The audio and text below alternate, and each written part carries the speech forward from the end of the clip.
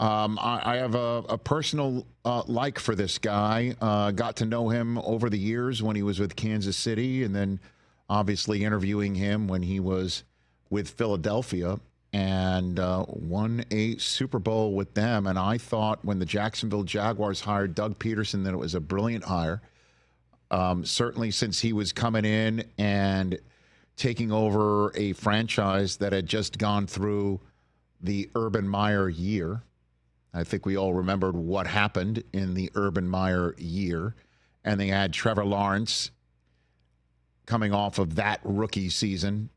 I mean, if Caleb Williams thought this year was nuts for him as a rookie, it's Trevor Lawrence's rookie season is basically holding the beer of every rookie quarterback based on the way he was born into the league with Urban Meyer as his head coach and everything that happened. So Doug Pederson needing to be an adult in the room for this kid and get him going was paramount, was crucial. It was a very important time for this franchise. And he was a perfect man for the job. And I just think that the Monday Nighter last year, when the Jaguars entered a Monday Nighter against the Cincinnati Bengals at 8-3, atop the AFC. Had they won that game, they would have sat atop the entire conference in the middle of Patrick Mahomes' back-to-back campaign. The Jaguars had a pole position opportunity in November. And I'll never forget that night that Christian Kirk, who was the prime receiver for Trevor Lawrence, the two of them are very tight. He has some freak core injury on the opening drive. Trevor Lawrence turns his ankle in a way that looked like his leg broke.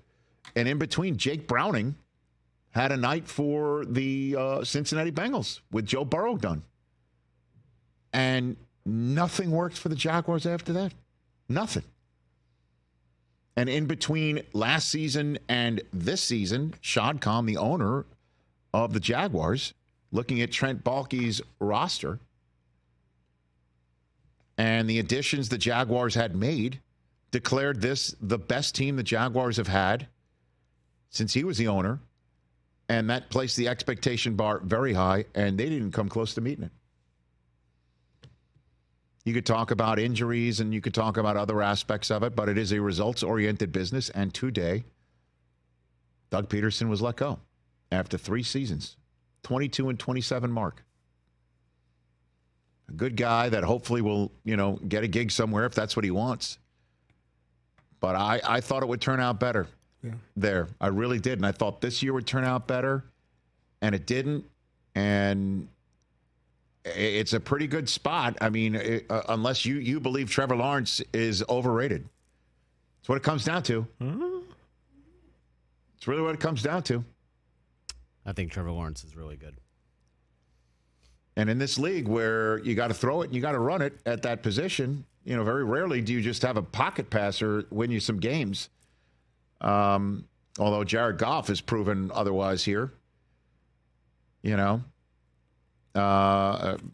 got a kid that's now been generationally enriched, and it's going to be on him with his 3rd head coach since being drafted. 3rd. Who's it going to be? Who's it going to be? Again, you've got Trevor Lawrence. You've got a new Jaguars are building a new facility for themselves, a new practice facility. They're building a whole bunch of new stuff. They got an owner who's got a ton of capital.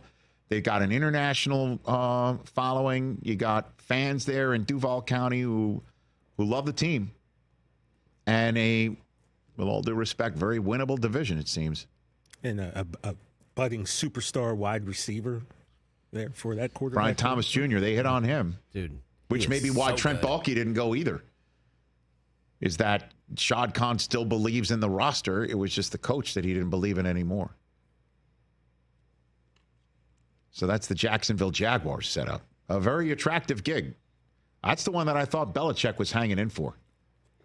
That's the one I thought that Bill was going to be hanging in for, and that he would be circling around that with a young quarterback that Josh McDaniels could come in and coach up, and some defensive pieces, and Bill could live there and sit on a boat when he wasn't coaching and not pay any state taxes and go into a division that he could try and set up and dominate. With the Texans sitting there and obviously the Colts and the Titans trying to spin their wheels to find, hoping they got the right quarterback. But Bill's sitting in North Carolina now, coaching college. Unbelievable. Catch the Rich Eisen Show every single day on the Roku channel, 12 to 3 Eastern, for free.